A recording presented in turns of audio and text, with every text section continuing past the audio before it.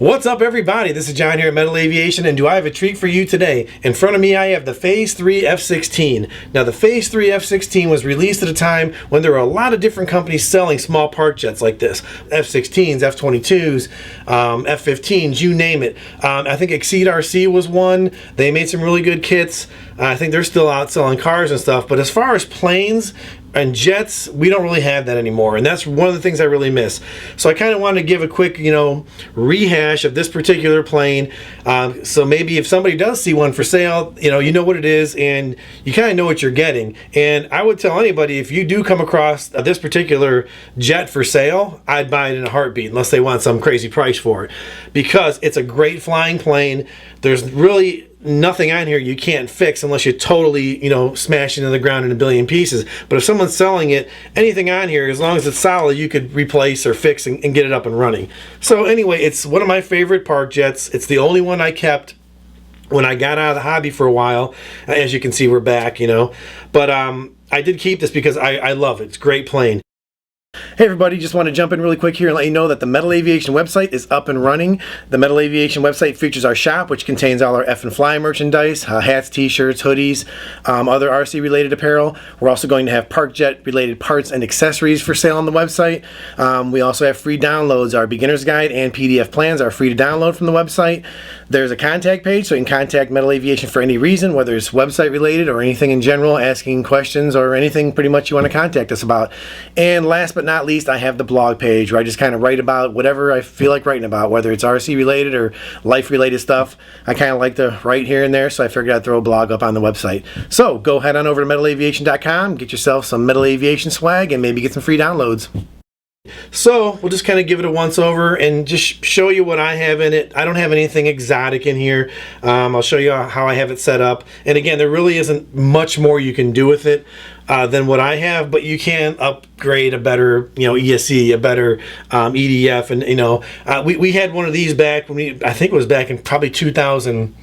Man, I want to say 2006 or 7. And these guys had this thing going like 130. As a matter of fact, they had it going so fast at one point that it just ripped the wings and everything off of it because it couldn't handle it.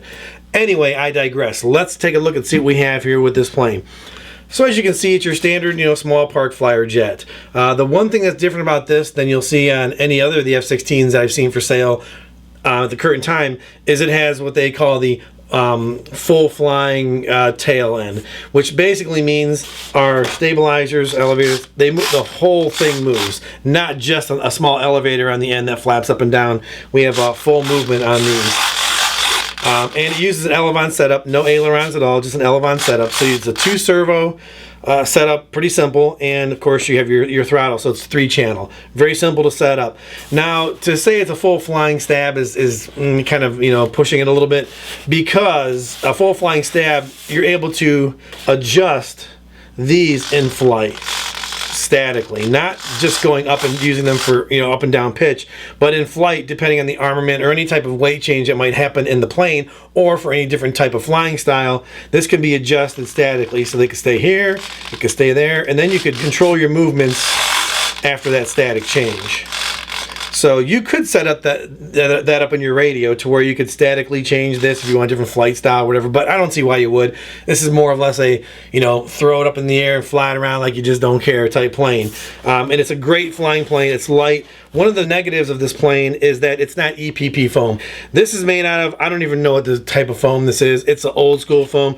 If you were to pile this thing into the ground, it's going to puff into, little teeny beads everywhere. All the newer planes are EPP foam. Those can take some damage on impact, and you'll probably be up and flying again pretty easily. That ain't going to happen with this. You get a pretty heavy duty crash with this, it's done.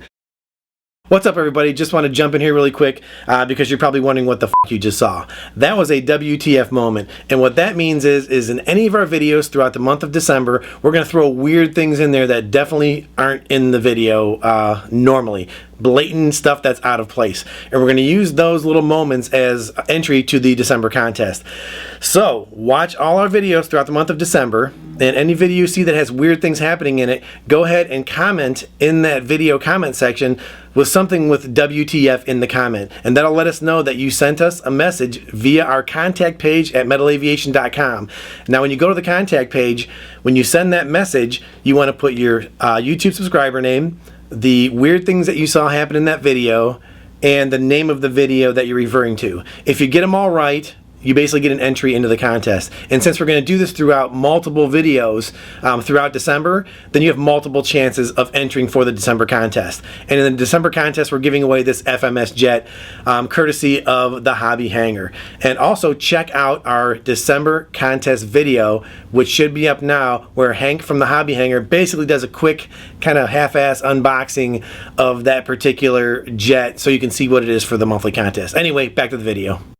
This isn't the paint job that it comes stock with. I painted this myself. I have an airbrush setup, and you really can't screw up a camouflage paint job. So I went winter camo on it because there are, I was looking on the internet and just checking out different paint jobs, and I really like the winter camo look on this plane. So that's what I went with.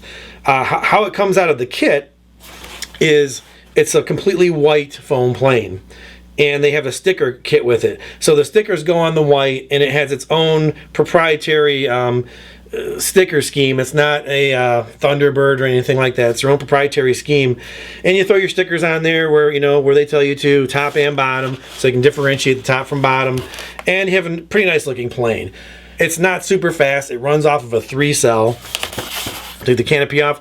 There's no rare earth magnets that click into place or anything. It actually has a latch that holds it in place, and it runs off of a 3-cell. Right now I have a 2200 milliamp 30C E-Flight battery. And this flies it nice. It's not super fast. I think we clocked it at 61 miles an hour on a good low pass, and I think I had probably 45 seconds to about into the flight, maybe a little bit longer. So it wasn't like I tossed it up and flew by as fast as I could right on a fresh battery. So, I may be able to eke out a few more miles an hour out of that, but 61's not bad.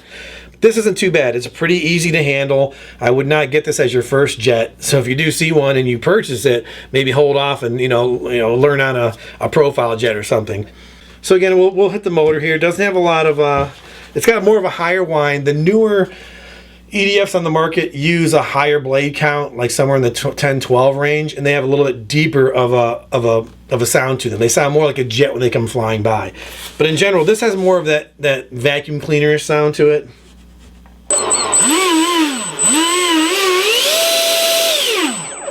A little higher pitch. Those 12 fan sound really cool, especially the bigger 4-cells. They come flying by and they almost sound like a jet.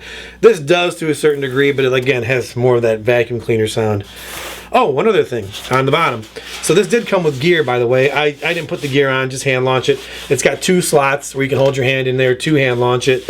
I popped a little hole there when I gripped it the other day, but we can fix that. But what I did at the bottom is I put about 5 layers of packaging tape along the bottom, just to give it a little bit of something to skid off of if you hit something hard. That way, belly landing it's not going to mess this plastic or this foam up, because again, this foam is the old school foam. It's not EPP. So say 5-6 layers of packaging tape along the bottom. That's going to give you a little bit of buffer between the foam. And I've landed this on pretty hard, slid across pretty hard dirt in a soybean field about a week ago, and it didn't do any damage at all. Scuffed the tape up, but no big deal. If you have any questions on it, post something in the comments below. Subscribe, like, rock the bells to get the notifications on any new videos, and I'll see you next time. Peace.